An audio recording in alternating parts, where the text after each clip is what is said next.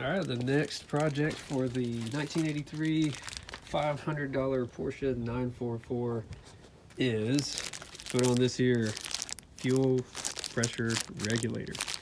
So we're going to be replacing the old one. The previous owner said that the car was running fine. Had some issues, which we've fixed in a previous episode with some spark plug wires, hopefully, because there was definitely some disconnected wires and bad wires. And he said that he had it checked about a year ago when it was running, and the mechanic told him that the fuel pressure regulator is toast. So we've got a new one. Got this one from 944store.com. Thank you, Emmanuel. And we will put this one in today. So I'll take you through the steps with me as I go. First thing we're going to do, we're going to disconnect this vacuum.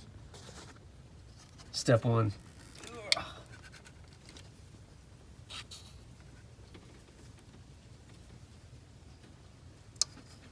Easier said than done, apparently. There we go. All right, look. We are already underway. It's a little crusty looking. Ow. A little crusty looking. So one thing that I did beforehand, I like to hit everything with this magical sauce right here. It's a PB blaster. If you have any bolts that look like they're going to have some attitude, like that one, I like to hit it, let it soak. Really any bolt anyway. You never know which one's going to give you trouble. This connection soaked it a little bit, and even the little screw on the clamp back there on the hose. I don't know if you can see that. Yeah, we're going to be taking that off too, so went ahead and hit them all, and we'll see how well it complies. All right, next I'm going to remove this line right here, and I got a 17 millimeter wrench, and then I've got a 14 of all sizes right there. So usually using the 13, but hey, that's a 14.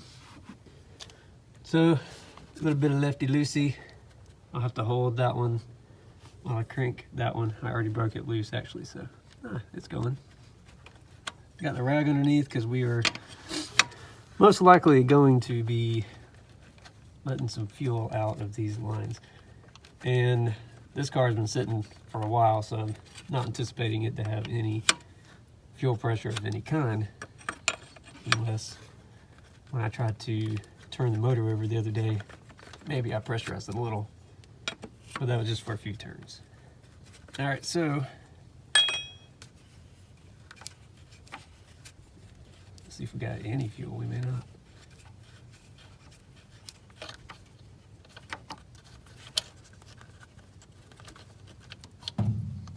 All right, okay, so I don't have the right size wrench for that big old nut on the back, so I'm having to use my adjustable, which is a little more bulky.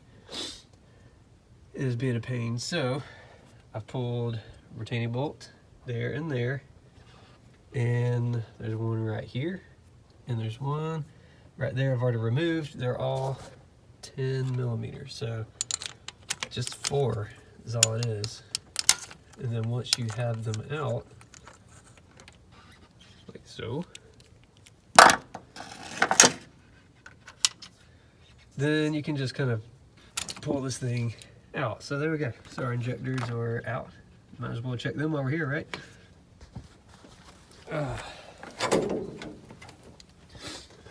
Just gotta show you. Yep, so that's where the injectors go right there. So now this whole unit right here is loose. So now I can work on getting that bolt off and that hose off, and then getting a new one in place.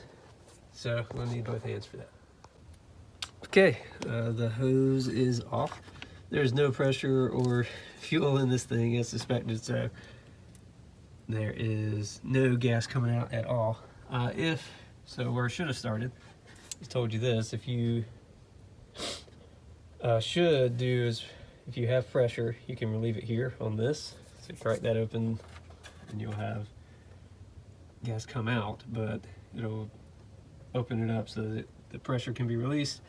That way if you pull a hose and it's under pressure like that one was not, but if it was under pressure, it could spray you in the face, and that would not be as fun.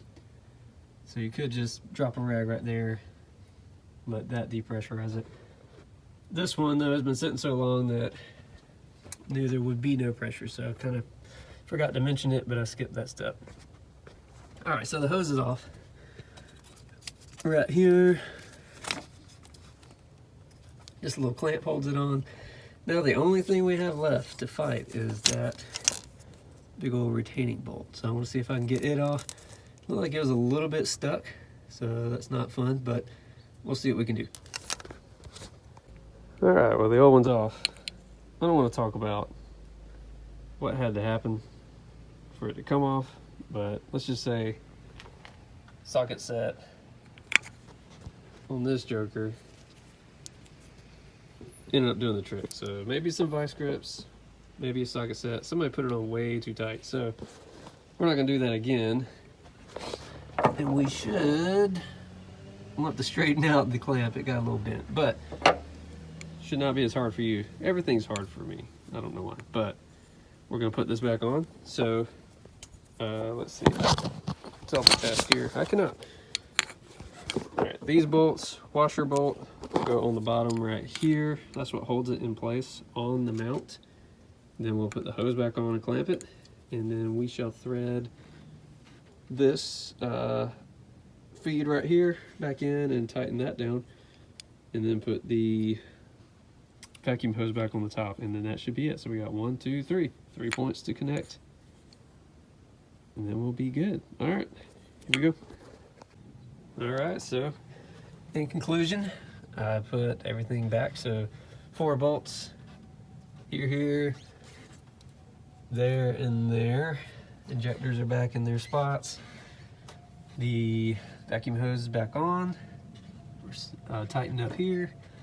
Securing bolts on, and the other hose is on. So really, if you don't encounter a very difficult bolt like I did, a retaining bolt, this is a super easy project. But always be ready, I guess, for a super easy one to become what it shouldn't be. But anyway, that's how you do it, and hopefully here in the next week or so we will see fire in the hole. I've got to drain however many years worth of old gas out of this car and put in some new stuff, and then we'll see if it fires up. So thanks for hanging in there with me. Keep looking, and I'll keep posting stuff.